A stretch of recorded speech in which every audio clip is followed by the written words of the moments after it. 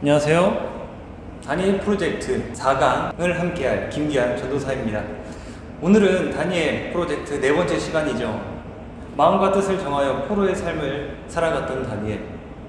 그는 놀랍게도 목숨을 잃는 것을 두려워하지 않았습니다. 도리어 하나님의 뜻을 거스르는 것을 더욱더 두려워했어요.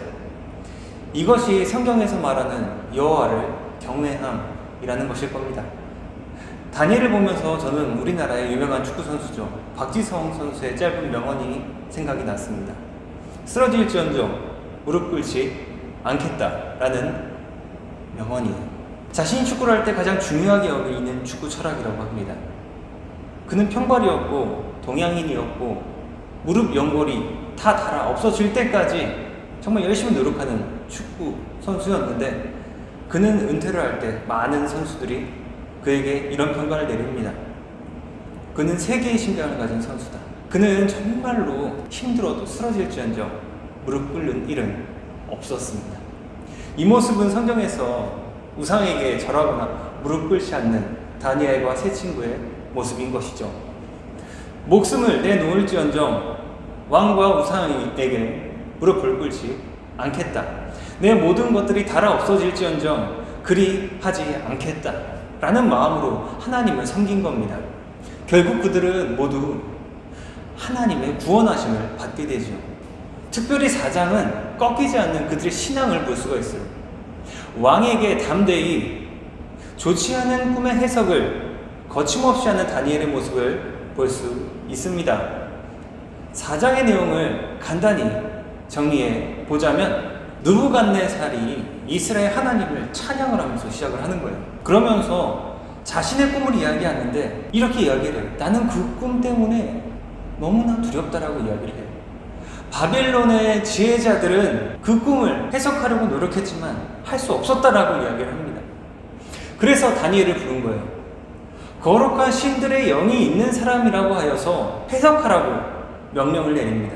이상한 부분이죠. 하나님을 찬양해 놓고선 다니엘에게 거룩한 신들의 영이 있는 다니엘을 불러서 해석하라고 이야기를 하는 거예요. 그냥 신도 아니에요. 신들이라고까지 하면서 말입니다. 이 모습을 보면 느부갓네살은 하나님을 그저 하나의 신으로 여긴 것을 알 수 있죠. 하나님을 찬양한 것도 완전히 하나님을 천재 창조주로 찬양을 한 게 아니에요. 인정을 하면서 찬양한 게 아니란 말입니다. 하나님을 찬양하다가 갑자기 자신의 꿈을 이야기하는 것을 보십시오. 무언가 의도성을 가지고 하나님을 찬양하면서 시작한 거예요. 그는 꿈을 이야기합니다. 한 땅이 있는데 한가운데 아주 높고 큰 나무가 있는 거예요.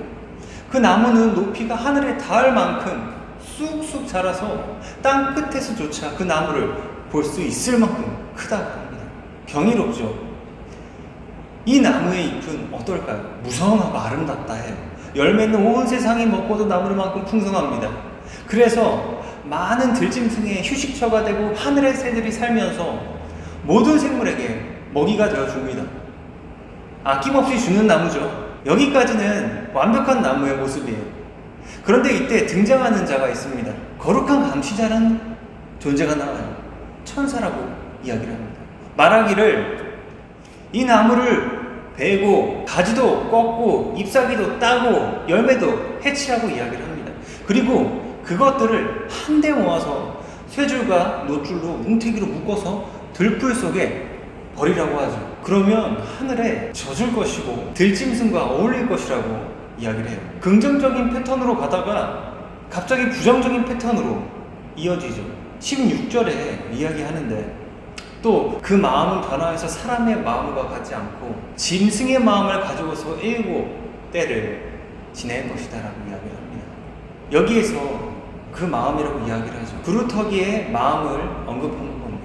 우리가 여기서 볼 수 있는 것은 구루터기는 인간적인 존재임을 추론해 볼 수 있는 거예요.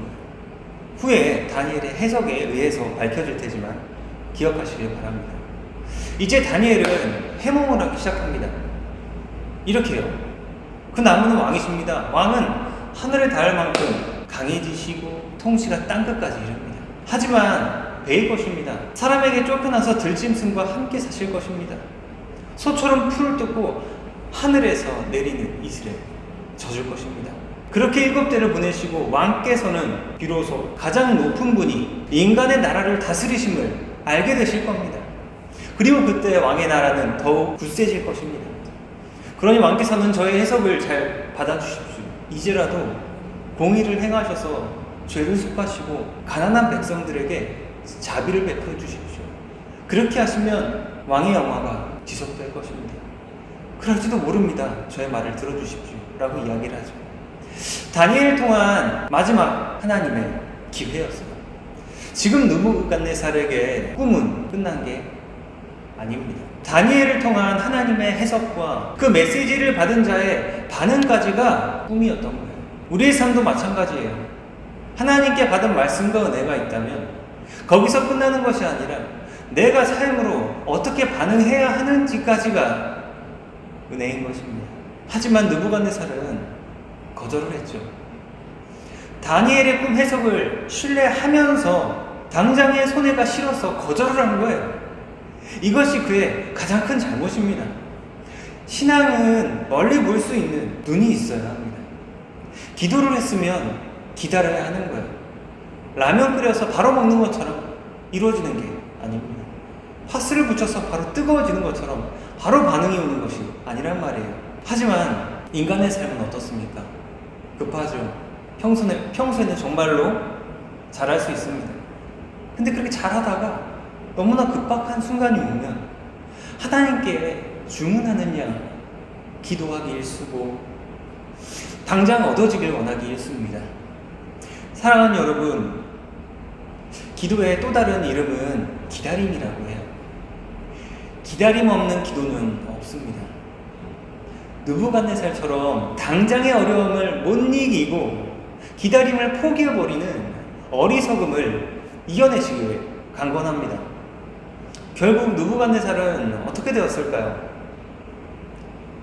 바로 이루어집니다. 다니엘의 해석이 바로 이루어져요.